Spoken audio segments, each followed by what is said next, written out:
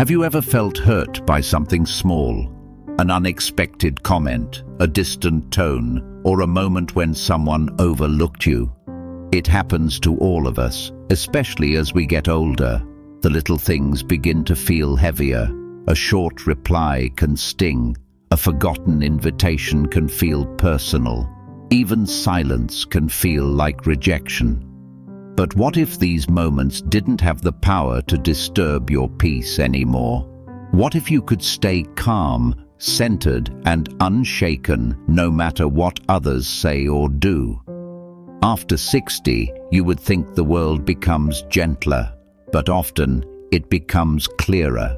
You begin to notice people's intentions, the way they speak to mask their fears, the way conflict arises from places that have nothing to do with you. And yet, some part of you may still take things personally. A comment from a family member, a distant tone, an unexpected criticism, a moment of being left out. Even the smallest things can echo loudly inside a sensitive heart. But Buddhism teaches something profoundly liberating.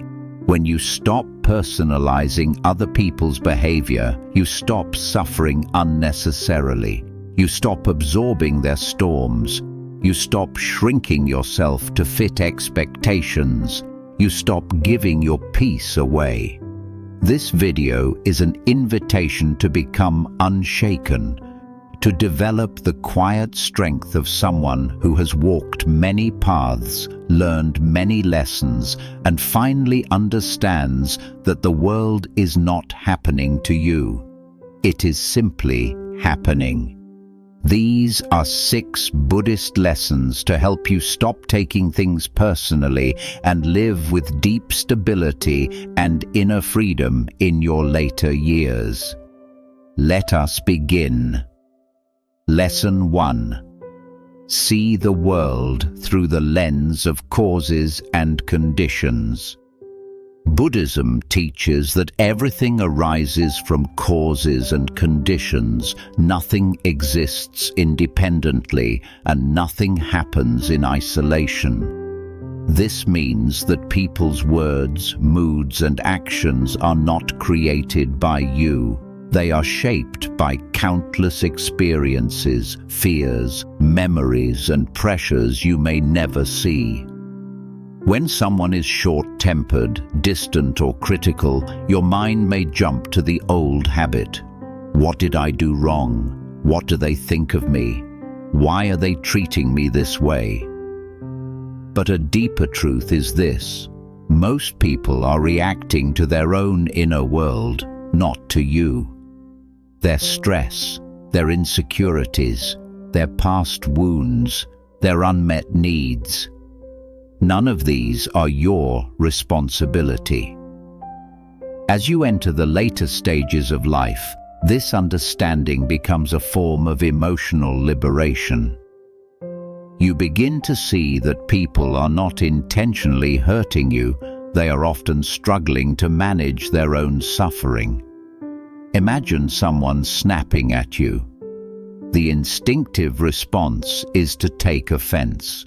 But if you pause, breathe, and recall this Buddhist teaching of causes and conditions, you might instead think, they must be carrying something heavy today. They are speaking from their pain, not their clarity. This moment is about their inner state, not my worth. This shift breaks the habit of personalizing everything. It turns emotional reactivity into compassionate awareness. You are not the cause of everyone's storms. You are not responsible for healing every heart. You are simply witnessing the flow of conditions that existed long before this moment. When you see life this way, you become steady. Comments do not cut as deeply. Moodiness does not confuse you. Criticism does not define you. Even silence does not feel like rejection. This Buddhist perspective helps you create emotional space, a gentle buffer between other people's behavior and your inner peace. It allows you to respond with wisdom rather than woundedness. When someone speaks harshly, instead of shrinking, you can silently say, "This is a moment of suffering, for them, not for me." And you let it pass through you like wind through open hands. You deserve that freedom. You deserve that clarity. And it begins with understanding that almost nothing is as personal as it feels. Lesson 2. Strengthen your sense of self through inner anchoring. One of the main reasons we take things personally, especially later in life, is that we secretly fear our worth is decreasing. Society often treats aging as decline, and when you sense that the world is overlooking you or misunderstanding you, every comment can feel sharper, louder, heavier. But Buddhism teaches that your true identity is not the body that ages or the roles that change. Your true identity is the awareness behind every experience, the timeless, unshaken presence that has carried you through decades of life. To stop taking things personally, you must anchor yourself in that deeper identity. Ask yourself gently, who am I when no one is judging me? Who am I beneath other people's opinions? Who am I when I sit alone in silence? The more you connect with that inner self, the quiet self, the observing self, the less power external comments will have over you. Think of your mind as a lake. When your sense of self is fragile, even a small pebble can create big waves. But when your identity is rooted in something deeper than appearance, approval, or performance, the lake becomes vast and still. A pebble barely ripples the surface. This inner anchoring grows stronger with age because you finally understand. You have survived too much to be shaken by small things. You have learned too much to be defined by careless words. You have lived too deeply to let your peace depend on the moods of others. Buddhism teaches a powerful phrase. Do not look for your worth in the eyes of others. When you stop doing this, criticism doesn't sting. You simply examine it calmly. Cold behavior doesn't feel threatening. You understand it's not about you. And praise doesn't control you. You appreciate it without becoming attached. Inner anchoring comes from practices like spending time alone in silence, observing your breath, journaling your truths, recalling everything you've overcome, treating yourself with compassion. These practices deepen your sense of inner home, and once you feel at home within yourself, the outside world loses its ability to shake you. You become rooted, you become unmovable, you become whole. Lesson 3. Release the illusion of control over how others see you. One of the deepest sources of emotional suffering, especially after 60, is the lingering desire to be understood, respected, and seen accurately by others. You may think, I should be past caring, yet a hurtful comment or a false assumption can still pierce through your calm.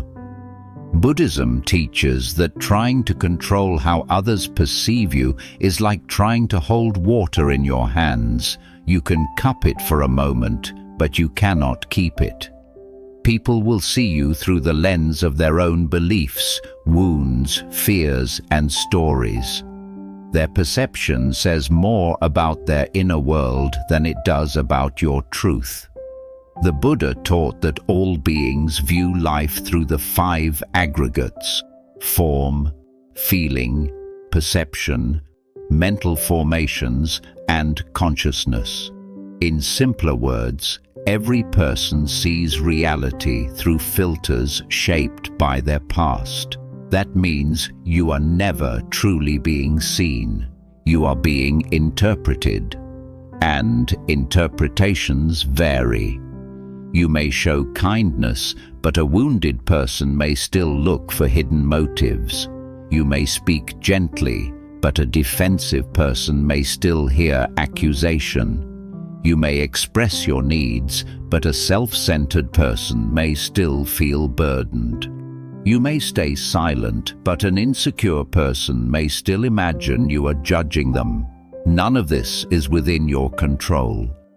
After 60, this truth becomes both painful and liberating. Painful because you realize how much energy you spent trying to please, explain, or defend. Liberating because you finally understand that you can stop. You no longer have to manage everyone's perception of you. You no longer have to correct every misunderstanding. You no longer have to soften yourself to avoid being disliked. You no longer have to prove your worthiness. Your peace does not depend on being understood. Your peace depends on being anchored in yourself. When someone misjudges you, pause before reacting. Place a breath between you and the moment. Then gently remind yourself, they are seeing me through their own story.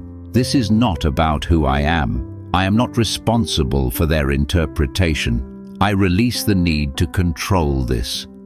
It does not mean you ignore people's feelings or reject accountability. Buddhism teaches balance, but it does mean you stop carrying the emotional weight of trying to maintain an image that lives inside someone else's mind. Think of your life as a candle. The flame is steady and warm. But if you spend your energy trying to bend the flame to suit everyone's expectations, you will only exhaust yourself. Some will find comfort in your light. Some will criticize its brightness. Some will claim it is too dim. Some will turn away without noticing it at all.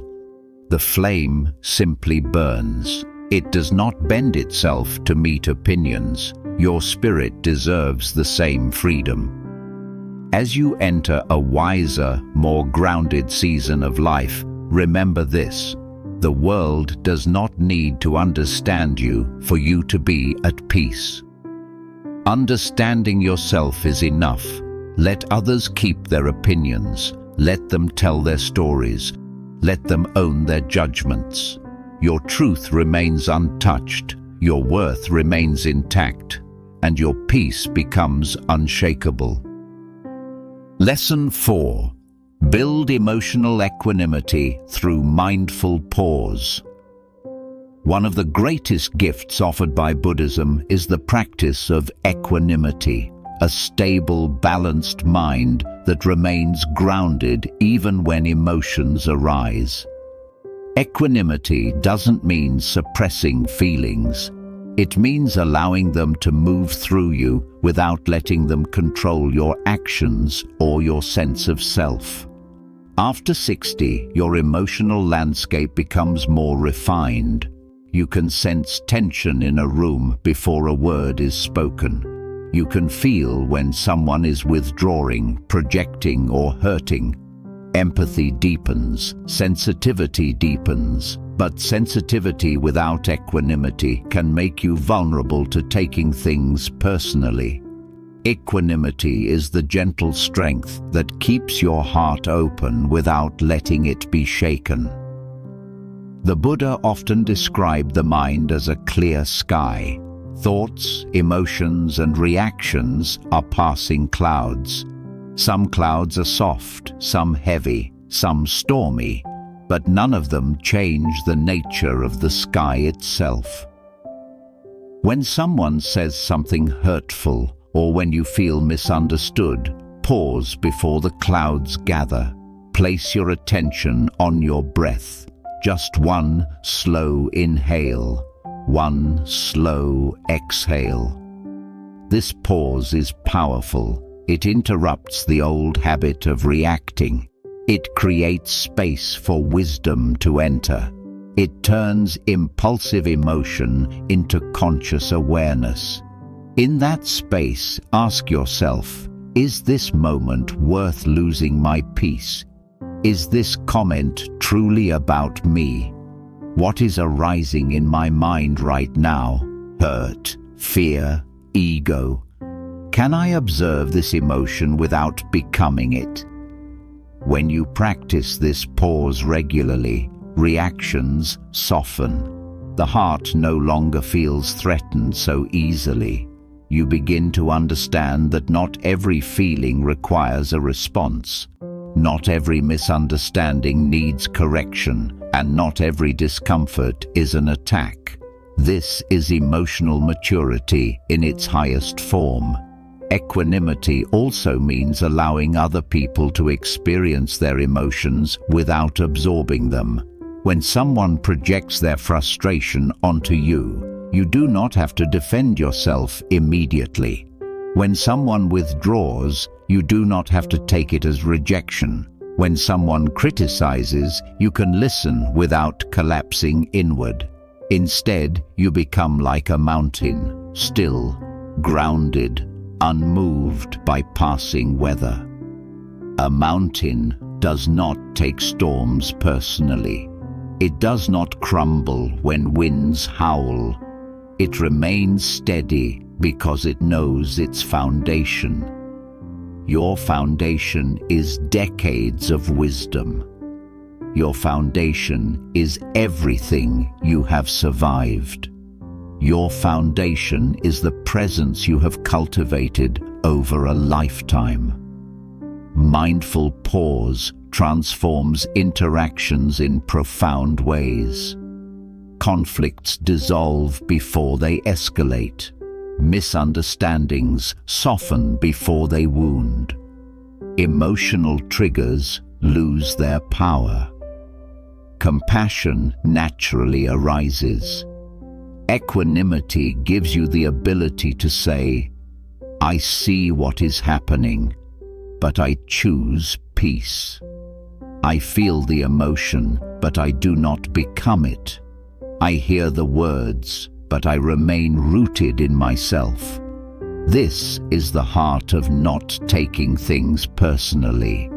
Equanimity is not indifference. It is deep understanding. It is a mind steady enough to witness life without being swept away by it. It is a heart soft enough to feel, but strong enough to stay grounded.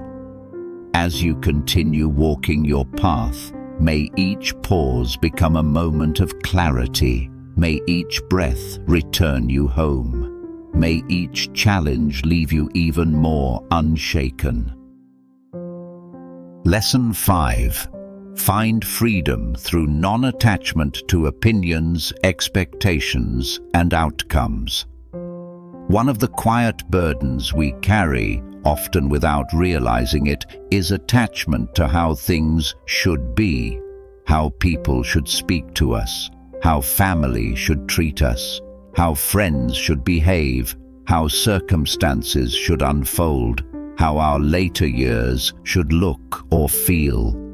These invisible expectations turn ordinary moments into emotional traps. When someone disappoints you, when a conversation doesn't unfold the way you hoped, when a family member forgets something important, when people fail to consider your feelings, you may find yourself hurt, irritated, or lonely. And the mind whispers, why didn't they do better? Why didn't they think of me? Buddhism teaches that these reactions are not caused by the event itself, but by your attachment to the outcome you wanted. At the heart of non-attachment is a liberating truth. You are allowed to care, but not cling. You are allowed to hope, but not depend. You are allowed to love, but not lose yourself in expectations. After 60, this becomes especially important. Your heart becomes more tender, yet also more aware. You can sense when people drift away, when relationships shift, when life doesn't match the picture you once held. Without non-attachment, every change feels like a personal wound. With non-attachment, every change becomes a natural unfolding. Consider how much of your hurt comes from people failing to meet expectations you never voiced, or expectations they may not be capable of fulfilling. A child who rarely calls, a sibling who misunderstands your silence, a friend who once cared deeply but slowly faded, a partner who expresses love differently than you do. When you attach to a specific outcome, every deviation feels personal. But when you release the need for things to go a certain way, you free yourself from unnecessary suffering. Non-attachment does not mean emotional coldness. It does not mean lowering your standards. It does not mean accepting disrespect or neglect. It means holding life with gentle hands instead of clenched fists. Listen to this quietly. Expectations are heavy. Acceptance is light. Acceptance doesn't mean giving up. It means seeing reality without layering it with assumptions. It means letting people be who they are, even when you wish they could be more attentive, more thoughtful, more aware. It means understanding that life is constantly shifting, and your peace depends on your flexibility, not your control. Non-attachment also changes the way you interpret interactions. A short reply from a friend no longer feels like rejection. A forgotten invitation no longer feels like betrayal. A blunt comment no longer feels like an attack. A lack of enthusiasm no longer feels like disapproval. You begin to see these things not as reflections of your worth, but as reflections of others' inner worlds, capacities, and limitations. This shift is the beginning of emotional freedom.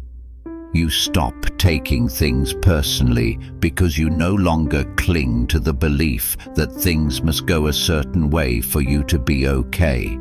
You allow life to move. You allow people to change. You allow relationships to breathe. You allow moments to unfold naturally, and in this openness, something beautiful happens. Gratitude returns. Gratitude for the people who do show up. Gratitude for the conversations that are full of warmth. Gratitude for the small gestures of care.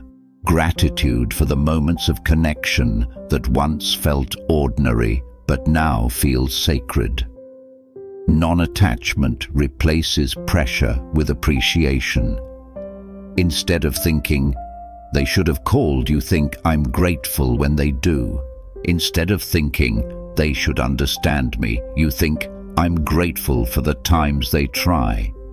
Instead of thinking, "They should care more," you think, "I will notice the care that is already here." In your later years, this mindset becomes a source of deep serenity. You stop bruising your heart against the hard edges of unmet expectations. You let life flow, and you flow with it. You become softer, lighter, freer. People may still disappoint you, but they will no longer disturb your peace. Life may still surprise you, but it will no longer feel like a personal insult. Moments may still sting, but the sting will pass through a heart that does not cling. This is the peace that comes with non-attachment. You love without losing yourself. You hope without demanding. You live without clutching. and you walk through the world with hands open, heart steady, soul unshaken. Lesson 6. Walk the earth with equanimity, the power of the unshaken mind. There comes a time in life when you no longer want to wrestle with every feeling, every comment, every misunderstanding, every change, and every disappointment. After 60, many people quietly say to themselves, "I just want peace. I want to feel calm inside." This longing is natural. It is wise. It is the beginning of equanimity. Equanimity is the Buddhist practice of remaining steady in the middle of life's changing winds. It doesn't mean being emotionless. It doesn't mean suppressing your reactions. It means letting your emotions arise and then letting them pass without letting them define you. It is the art of being untouched by turbulence. In Buddhist teachings, the mind is compared to an undisturbed lake. When the surface is calm, it reflects the world clearly. But when stirred by storms, everything becomes distorted. When you take things personally, when you react quickly, when you cling to expectations, your inner lake becomes choppy, unclear, unsettled. Equanimity is learning to let the winds blow without letting them stir your depths. This becomes particularly powerful after 60. Your life experience has already taught you what truly matters and what does not. You have lived through joys, losses, misunderstandings, regrets, and rebirths. You have seen how quickly emotions rise and fall, how temporary frustrations later seem insignificant, how people change, how life shifts without warning. With this wisdom, you begin to realize not every moment deserves your full emotional weight. Not every comment deserves a reaction. Not every problem needs to enter your heart. Equanimity allows you to choose where your attention goes, and attention is one of the greatest forms of power you hold. If someone speaks sharply, you breathe once before responding. If someone seems distant, you consider they may be fighting an invisible battle. If plans change, you adapt with softness instead of resistance. If expectations fall short, you remind yourself that disappointment is temporary. If a misunderstanding arises, you choose clarity over assumption. You become the steady one, maybe for the first time in your life. Emotional steadiness is not a personality trait. It is a trained skill. One of the most transformative aspects of equanimity is the shift from reaction to response. A reaction is immediate and often fueled by old wounds or insecurities. A response is conscious, spacious, rooted in wisdom rather than emotion. A reaction pulls you away from yourself. A response brings you deeper into yourself.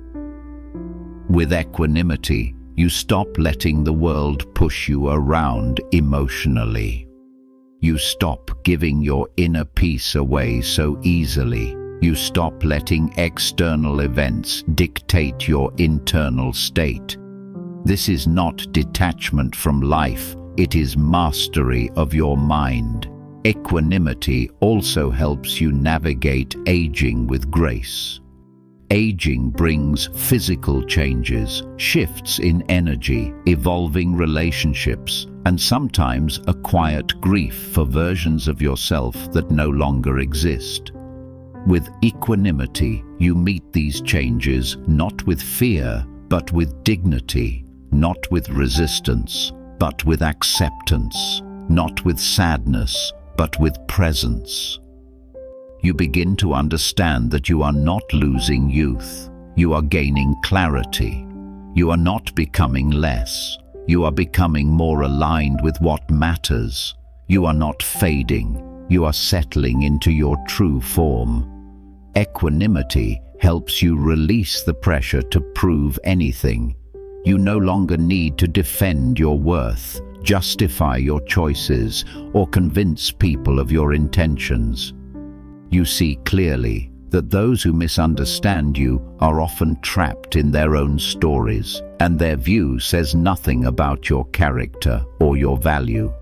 This is the quiet strength of the unshaken mind. You stay rooted even when others waver. You stay calm even when others are stirred. You stay compassionate even when others are reactive. And with this steadiness, your presence begins to calm others too. You become the person people feel safe around, the person whose silence feels comforting, the person whose grounded energy spreads peace without needing words. The more you practice equanimity, the more you feel at home in your own life.